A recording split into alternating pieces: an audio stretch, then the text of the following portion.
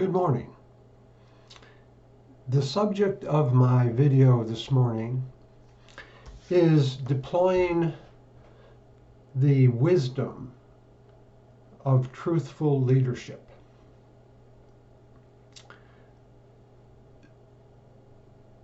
First, in order to accomplish this task, we must define how truth can be arrived at in the context of the human family.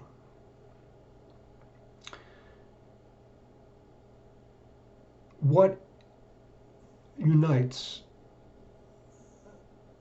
us as humans above the differences that we may otherwise establish among people and nations and histories.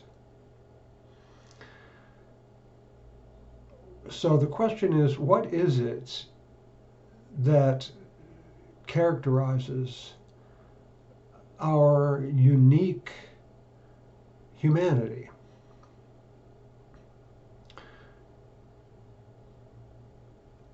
That question has been thoroughly analyzed, and answers have been provided throughout history.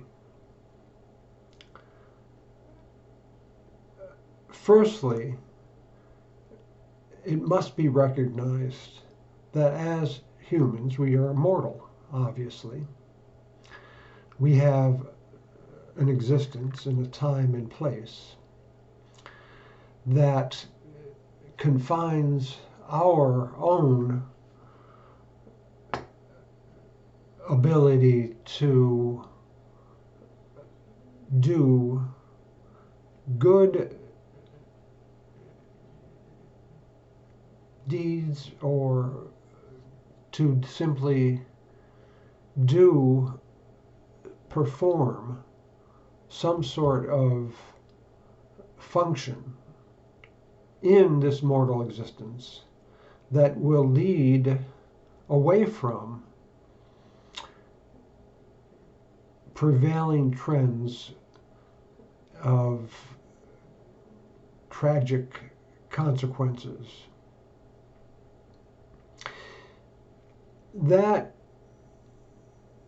backdrop, which I just mentioned and has been mentioned time and again, is universal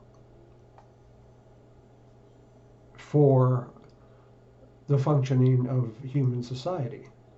It always has been, and in fact, it always will be prevalent. There's no escaping that. It's necessary. It is necessity. And that is the question of leadership. How do you, understanding that there must be a pathway for society to prevent tragic outcomes and to outlive the foibles and the wrong guiding principles that lead us into that tragedy. What do I mean by those wrong principles? Well, the principle of an unending war of each against all. The philosophy, if you will, so-called, of Hobbes, and others, that we are relegated as beings in this limited world of our limited existence to struggle among all of our fellow human beings ceaselessly. The game is to come out on top. Now, it is that reasoning, if you want to call it that, although it's not really reason, it's kind of anti-reason, basically says that in effect, at the end of things, we are merely our biological existence. Without even, it's a so-called rule of the jungle, without necessarily even going into any depth about what that biological existence is. So there's a problem, though, by putting that kind of thinking out there for all to see. In other words, what you're doing is revealing something which is a flaw that leads to no good result for the potential unity of purpose of the human race. It can't by its very nature. So what do we see in that flaw, though? There's something more there that's kind of telltale. If you unwind it, you see that, first of all, this assumes that we have biological existence, some rules of biological existence, survival of the fittest, for example, which is part and parcel of this Hobbesian nightmare, really. It is a kind of nightmarish philosophy. It's really not a philosophy, because it's not. Philosophy is a love of wisdom, and it's not that. It's, in fact, it's opposite. It's a love of anti-wisdom. But it acknowledges that there is a biological framework for everything that must willy-nilly direct our actions. That is a major flank, potentially, for real wisdom, the deployment of real wisdom, which is the subject of my video this morning. There are modes of existence which cannot be denied. There's no denying what these modes are. Then there are only three, peculiarly, modes of existence that we know, or perhaps can know, in our own mortality. They are, first of all, the physical substance, the substrate of the inorganic matter which we have deployed in such a way as to rearrange its components via technology, and by a progressively increasing technology, scientific breakthroughs that have led us to utilizing aspects of that physical substance. Now, what is the mode of questioning that has allowed us to do that? Because that goes to this issue of scientific method. And scientific method is deployment of truth. It's not one truth that's a given, that's fixed. In fact, it is provably, continuously improving our practice. We look at anomalous regimes of physical substance, not just a thing in itself, but rather a process of becoming. In other words, if you look at the deployment of different forms of energy in the physical substance, you've got right there the idea that you're not just talking about dead things per se. You're talking about a power, a potentiality within the physical substance, if properly applied by humanity, that lifts our functioning to a higher level. I'm sitting here in the middle of the summer. It's July 23rd. It gets very warm outside, sunny, and I'm sitting in a room that's air conditioned based upon the deployment of a certain kind of power.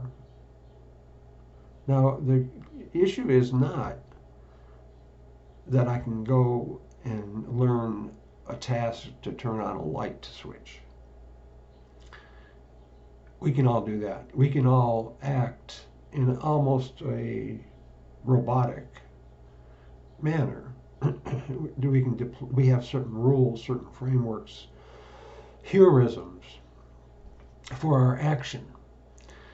But that doesn't mean that we've actually sought to go beyond where we currently are. Now, what is going beyond where we currently are, and how does that look into the, let's say, far distant future? We know we have certain possibilities to advance right now, the control over physical substance. This we know. In terms of energy, the ability at the subatomic and atomic scales to use what we know of anomalous features at those scales of how substance and energy operates, and how we can use that to our advantage in terms of confining energy. Say right now we're talking about confining ions of simple gases, helium, deuterium, tritium, hydrogen, the simplest of those elements that we know that physical substance is broken down into, and that we can again deploy through our scientific reason to achieve gains in energy capture and consumption that benefit us all. And we see if you go forward beyond where we currently are, we're on the precipice of perhaps deploying fusion energy as a source, not only of power, but of propulsion to get us fruitfully off the planet and onto other platforms, both artificial and already there, like the moon and Mars, and deploy resources there, including, let's say, meteors, which are rich in resources as well. So we can deploy those to create for ourselves habitats off the planet. And we can use the deployment of that accomplishment of the scientific breakthroughs to make life better both on the planet and off the planet. We become a spacefaring and inhabiting civilization. That is a unification via the control over physical processes of physical substance. And I say control, remember that a moment ago we were talking about how we inhabit our own mortal sphere. What Leibniz designated as a higher monad, our mind or soul, if you will, if you want to use a metaphysical term, doesn't really matter. A nominal labeling is not the issue, excuse me, and you can't get transfixed by mere quibbling over words. There's a higher reality behind those words. So we now have come to the point, just by this previous examples that I've put forward, of admitting to ourselves, whether we well or not, by necessity, proving that we have a relationship, that we conform via our mental processes alone with an ongoing development that's present beyond our own mortal existence, that appears to be, in fact, unending. Potential of the continuous becoming into further perfecting our practice as a human race, which does what? It uplifts our mode of being. Now, go back to that Hobbesian nightmare scenario where we are apparently transfixed in a endless tragic pose of only having war to survive. This is, if you want to use the analogy, the metaphor of war, well, there is perhaps a kind of war, but it's a war on ignorance. It's a war on want, on poverty. It's a war against disease. It's a war to obtain modes of scientific breakthroughs that bring to us a unifying development of the three realms of being. Now, we've talked about the first,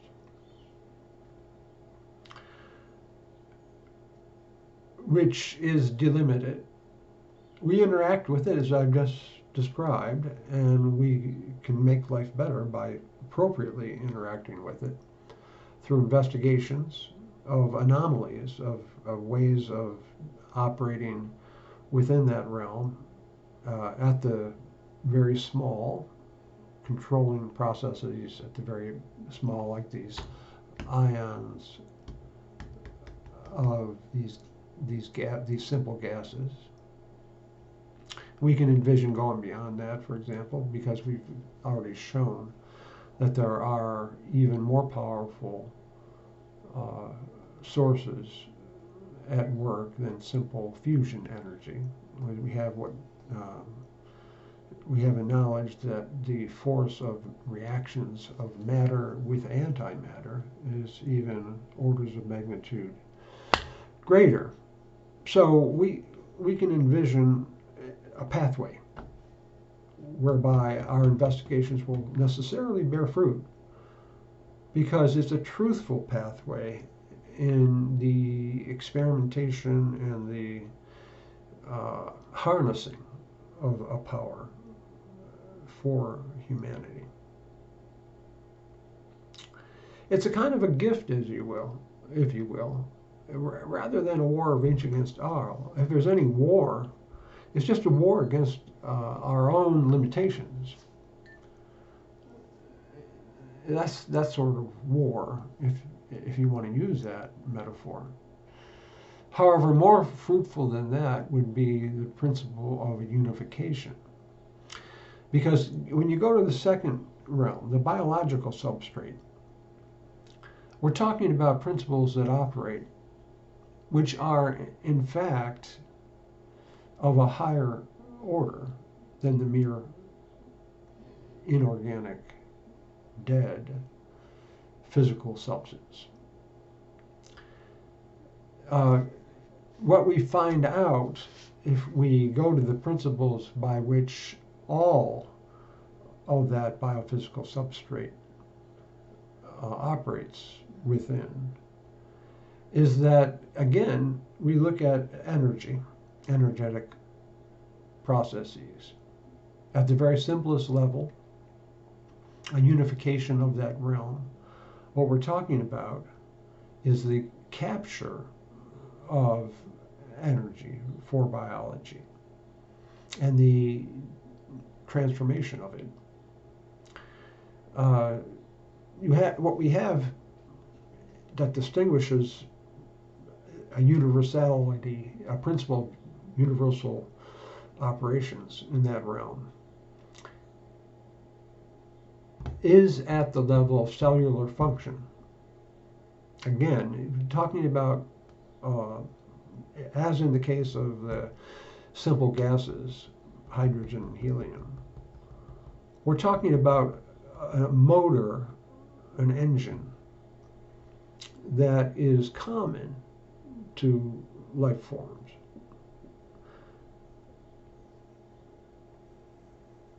A motive force amongst those life forms. I have written quite a bit about the nature of how the protein world, so-called proteinomics, operates from the standpoint of the motors for reducing those components, those biological components, via the production of energy, both plant energy and animal energy. And if we look at that type of realm of functioning,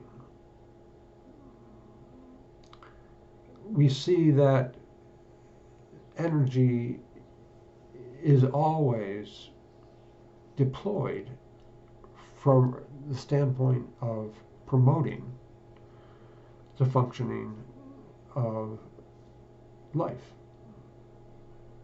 at its basics. And again, our understanding of the world of the DNA, RNA, the protein functions, helps us bring about conditions by which we can combat the, I guess if you might call it, evils of disease. But as we overcome those evils, what we recognize again is that there's a perpetual process in biophysical science, which is of a different order, a different ordering principle, but it's still unified with our approach to the inorganic. So we have now human science and knowledge functioning in a way to make improvements in those distinct and interacting realms. They are definitely interacting. So we're talking about a unification process of the utilization of the powers of mind to make things better for our society. How do we make things better at a biological level? Well, we provide nourishment, we provide medical interventions to provide health, and everything that goes with that. You can go down the list. It's actually straightforward. I mean, you need, for humanity, communication systems, you need nourishment, you need clean water, you need transportation. So those are unique steps that are part of the process that must be taken for the alternative to the Hobbesian nightmare. The principle that was framework that was, it has been laid out over centuries by a kind of a series of proponents of this way of thinking. Going back to Plato, then I might say one of the high points beyond Plato was Avicenna or Ibn Sina, who showed that there is a necessary standpoint from which you can adjudge this process of unification of these realms, of these distinct realms of reality, which leads us to Leibniz and his influence upon Benjamin Franklin, say. Leibniz's principle of deploying our scientific resources to do the good. And that gets us to the third realm, which is human consciousness. Within the realm of human consciousness, it is the bringing into existence of hypotheses which can allow us to continually perform the good. Frameworks that are not fixed and limited, but the opposite. Frameworks of thinking that allow us to have an open-ended, continuing process of scientific reason, breakthroughs. We search for anomalies in the realms both of the physical, inorganic, mere physical inorganic, although its power is immense. I say mere is actually a sort of riddle, and it's actually kind of a joke, if you will, because it's anything but mere.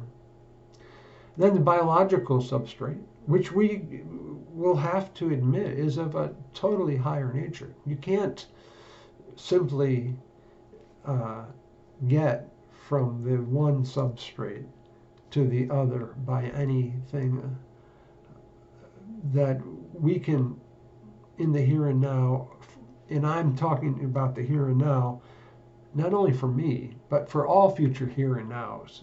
we'll never be able to branch that division in finality, which is why we know that science is unending. We know something about the infinite. And again, the way we know that, though, is by looking at the third substrate, which is human thinking, the human mind. We alone have the ability to know and deploy this type of infinite power, and that is the substance of doing the good. Deploying my own resources. For example, a society, we know a society which will operate along the lines of new principles of thermodynamics, new principles of interventions, in, again, going back to the protein world, to extend lifespan and extend health, well-being of populations. We know by doing that, what we are actually doing is improving our outlook and our deployment of reason into the sphere of human thinking. And we know that that is the substance of real beauty. That which goes beyond ourselves and outlives us is a kind of a striving for infinite perfection that each and every one of us has a capability of approaching and unifying our actions in a appropriate way to benefit those who will be there when we are no longer here. That is truly the substance of what goes beyond ourselves, our mere biological and biophysical and physical existence. That's what it is, that realm of human reason and thinking, art, science, that is the only thing in the end that unifies us, that allows us to get beyond the irrational squabbling that leads only to tragedy in the end, which the collapse of societies and civilizations. I'm going to leave you with that thought, and I hope you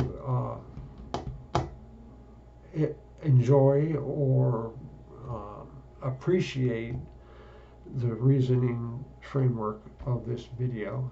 If you do, you can put a like in. You can certainly comment.